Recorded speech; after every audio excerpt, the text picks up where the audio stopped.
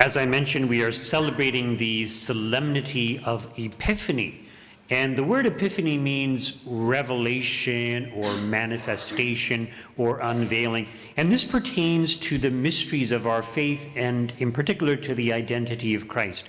So the revelation, God revealing himself in the person of Christ, through the Son. And it also refers to the revelation being received by those who hear the message of salvation. And so part of the reason why it's such a great feast today is because the message of salvation, the revelation, is given not just to the Jewish people, but also to the Gentile nations, symbolized in the three persons of the three wise men. So symbolizing that Christianity will spread to all nations. And if you look around us, you know, most of us are from different nations. Most of us, our heritage doesn't go back to Judaism, so we're from different nations. And it's a wonderful thing to be able to be part of the kingdom of Christ. Now notice that when the wise men arrive, when they finally find the Christ child, it mentions that they knelt down, paid him homage. They kneel down in adoration, in worship of the Christ child.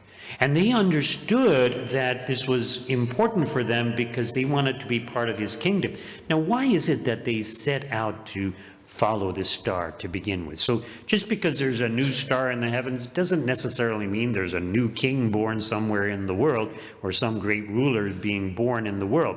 So the presence of the star is connected to prophecies in the Old Testament. Now, because they were wise men, they probably studied the literature of other nations. They would have probably studied or heard of the Jewish scriptures and some of the prophecies pertaining to the coming Messiah. So they make the connection that this star symbolizes the birth of the newborn king. But even then, who in their right mind would set off to follow a star? How do you know it's going to lead you in the right direction? How do you know it's really the right star? So there had to be something more. And that more, we would say, is that God inspired them to follow the star. Now imagine, being one of the wise men saying goodbye to your family, to your nation. You have no idea where the star is going to lead you. You have no idea how long you are going to be gone. You have no idea how much provisions you need to bring, how much food or clothing or even self-defense. You're in danger of being attacked by robbers, by bandits. Who knows, you may have to travel through countries where the people there are hostile to you. So there's no guarantee of success at all. So they are setting out on this journey with great faith, but also great hope. And that hope is that they will find the Christ child and be able to pay him homage so that they will be able to be part of that kingdom, that they will benefit by being part of that kingdom. And you see, this feast today is very appropriate for this year of the Jubilee. If you recall, I had mentioned that the theme of this Jubilee year is hope, and in particular that we are pilgrims of hope. So in many ways, we are like the wise men. We are on a journey or a pilgrimage, not to find the Christ child, but to find him in heaven, to attain to the glory of heaven, to see God face to face in heaven. Now, when we think of the wise men, they worship the Christ child in Bethlehem. If they had lived in close proximity to Christ, they would have regularly worshiped him. And this is something that we are called to do. And when we think of the Ten Commandments, one of the Ten Commandments is to remember to keep holy the Sabbath day, the Lord's day. So for us, that's the Sunday. So we have this obligation to come to church to worship the Lord, truly present in the Eucharist. And this benefits us in many ways. So yes, we worship him. We are benefited by hearing the words of Scripture, hopefully the homily. We are tremendously benefited by our ability to receive our Lord into ourselves if we are in a state of grace. We also benefit by being in the presence of the believing community.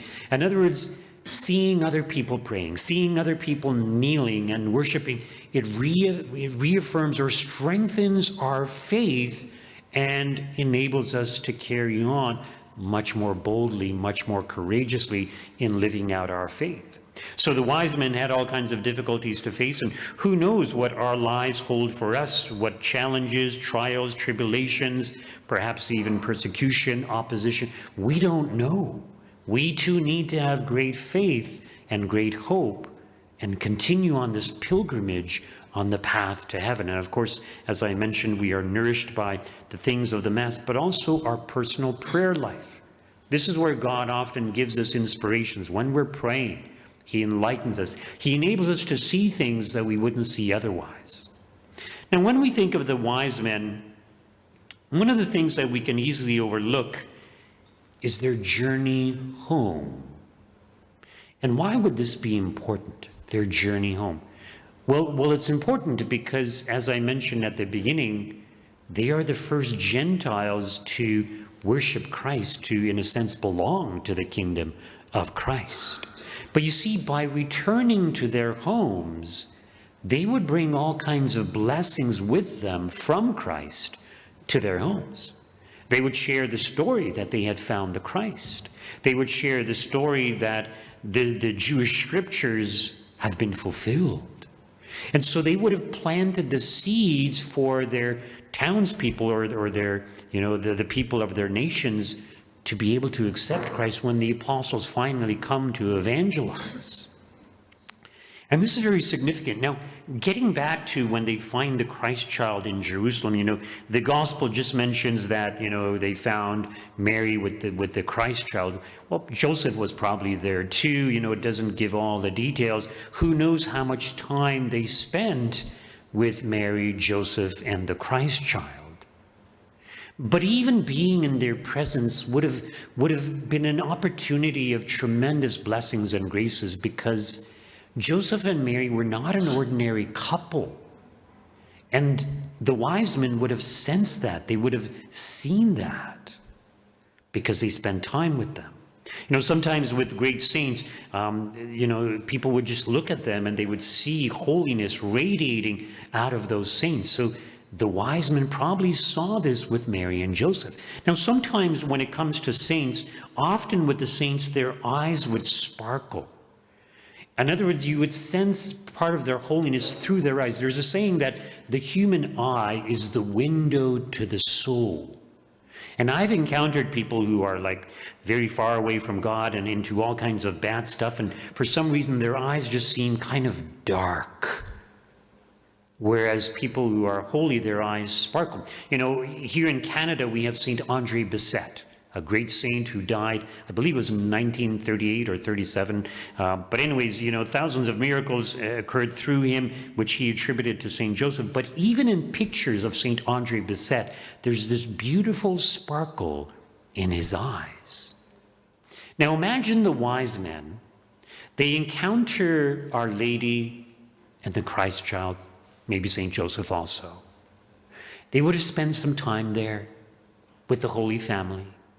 They would have looked at the Christ child, and most likely the Christ child would have looked at them. So to all appearance, the Christ child looked like any other child, acted like any other child. But when you looked deep into his eyes, and when he looked at you, you would have sensed the presence of God. You would have sensed this tremendous holiness that we often see in the eyes of the great saints. So all of these blessings they would have brought back with them. They would have shared it with their families, the people of their nation.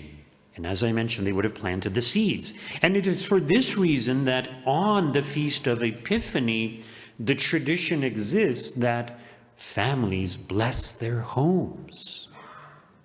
So that ideally the head of the family blesses their home on the Feast of Epiphany, or close to the Feast of Epiphany. It could be a few days afterwards also. And it's a yearly custom that families are encouraged to do. The priest can't go to every family, obviously. So families are encouraged to do this, the head of every family. And why is it so important to do this?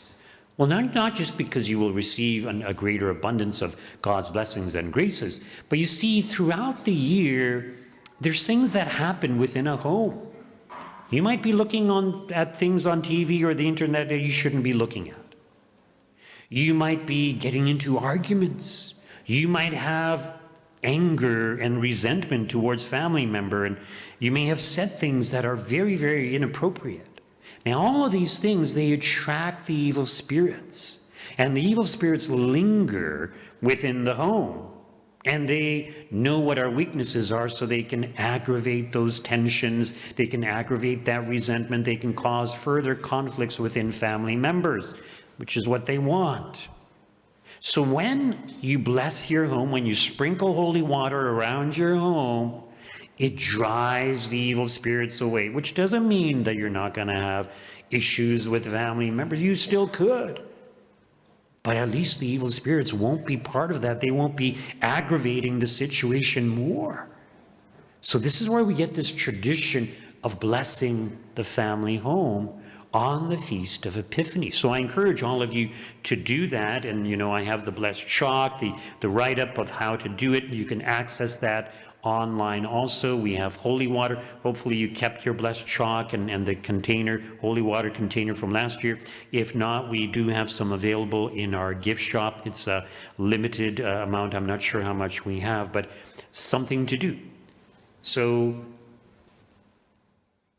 like the wise men who brought the blessings of Christ back to their homes, all of us, even if you don't bless your home, every time we come to Mass, we benefit by so many things in the Mass. We're called to bring the blessings of Christ, the blessings of our faith, to those around us.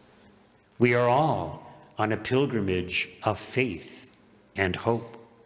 And on this pilgrimage, it's not just us, but we are called to share the message of salvation with others, because they too are on a pilgrimage of faith and hope, or at least should be on a pilgrimage of faith and hope.